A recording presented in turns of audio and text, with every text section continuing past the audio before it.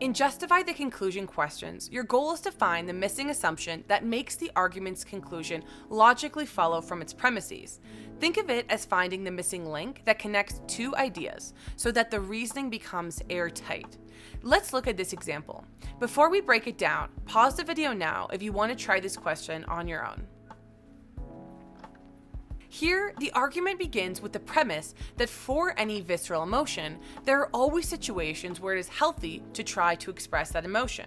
The conclusion then claims that there are always situations where it is healthy to try and express anger. Alright, let's walk through it together.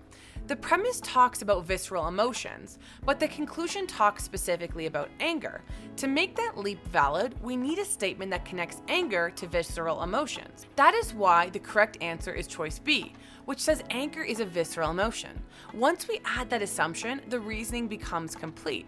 If all visceral emotions can be healthfully expressed, and anger is a visceral emotion, then anger can also be healthfully expressed in some situation. Let's quickly go over why other answers are wrong. Choice A. Choice A says anger is always expressible. This misses the point because the argument is about what is healthy to express, not about what can always be expressed. Choice C says some emotions are unhealthy to express. That is outside the scope of the argument, since the focus is on healthy expression. Choice D says all emotions that are healthy to express are visceral. That is too broad.